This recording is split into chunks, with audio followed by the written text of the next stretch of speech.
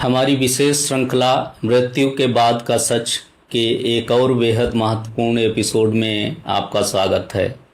पिछले एपिसोड में हमने समझा था कि मृत्यु के बाद भौतिक शरीर तो मिट जाता है, लेकिन इंसान की कर्म संरचना और उसका मानसिक शरीर नष्ट नहीं होता। वो ऊर्जा के रूप में मौजूद रहता है।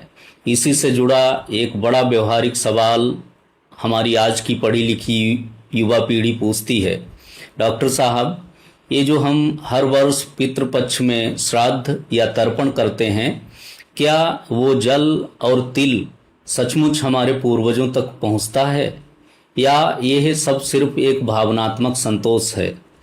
ऊपरी तौर पर देखने वाले लोग इसे अंधविश्वास कह सकते हैं, लेकिन मित्रों, जब आप आधुनिक भौतिकी के क्वांटम एंटेंगलमेंट और ध्वनि तरंगों के विज्ञान को समझेंगे तो आपको पता चलेगा कि हमारे ऋषियों ने कितनी गहरी वैज्ञानिक व्यवस्था बनाई थी। आइए आज इसे बहुत ही तार्किक तरीके से डिकोड करते हैं। वीडियो को अंत तक बहुत ध्यान से सुनिएगा। मित्रों, सबसे पहले ये समझिए कि तर्पण में होता क्या है। हम अपने हाथ में जल, कुसा और तिल लेकर किसी विशिष्ट मंत्र का उच्चारण करते हैं और अपने पूर्वजों का स्मरण करते हैं। अब इसे विज्ञान की कसौटी पर कसते हैं। पहला है क्वांटम एंटेंगलमेंट। विज्ञान कहता है कि जो दो कण कभी एक दूसरे से जुड़े रहे हों, वे ब्रह्मांड में चाहे कितनी भी दूर चले जाएं, एक कण में होने वाला बदलाव दूसरे कण को तुरंत प्रभावित करता है। हमारे पूर्वजों का डीएनए हमारे भीतर मौजूद है। हमारा उनका एक जैविक और आत्मिक जुड़ाव रहा है। शरीर छूटने के बाद भी उनकी चेतना का वो फ्रीक्वेंसी कोड ब्रह्मांड में कहीं न कहीं सक्रिय है। दूसरा है थॉट वेव्स की शक्ति। जब हम पूरे मन, श्रद्धा और एकाग्रता से उनका ध्यान करते हैं तो हमारा मस्तिष्क अत्यंत तीव्र थॉट वेव्स यानी मानसिक तरंगें पैदा करता है।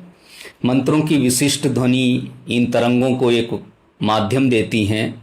जल और तिल यहाँ एक कंडक्टर यानी ऊर्जा को दिशा देने वाले माध्यम का काम करते हैं।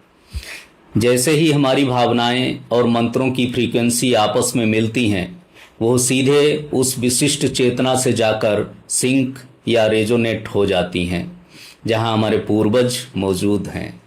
इसे एक और उदाहरण से समझिए। जैसे हम यहाँ से मोबाइल पर कोई नंबर डायल करते हैं तो वो तरंग हवा में अदृश्य रूप से तैरते हुए केवल उसी मोबाइल पर घंटी बजाती है जिसका नंबर मैच करता है। ठीक इसी तरह तर्पण आपके द्वारा भेजा गया एक डिजिटल सिग्नल है जो केवल आपके पितरों की फ्रीक्वेंसी पर जाकर ही हिट करता है। वहाँ जल और तिल भौतिक रूप में नहीं पहुँचते, बल्कि आपकी श्रद्धा और कृतज्ञता की ऊर्जा पहुँचती है। मित्रों, श्राद्ध का अर्थ है श्रद्धा।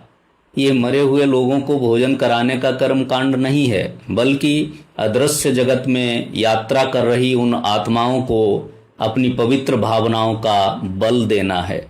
जब आप तर्पण करते हैं तो आपकी सकारात्मक और पवित्र तरंगें उन भटकती या यात्रा कर रही कर्म संरचनाओं को एक मानसिक तृप्ति और शांति देती हैं, जिससे उनका भारीपन कम होता है और वे अपनी यात्रा में आगे बढ़ पाते हैं।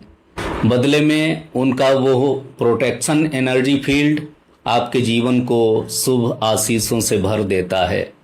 इस सूक्ष्म और वैज्ञानिक व्यवस्था के लिए हमें प्रकृति के प्रति हमेशा कृतज्ञ होना चाहिए। संक्षेप में कहूँ तो श्राद्ध और तर्पण कोई दकियानूसी रस्म नहीं है।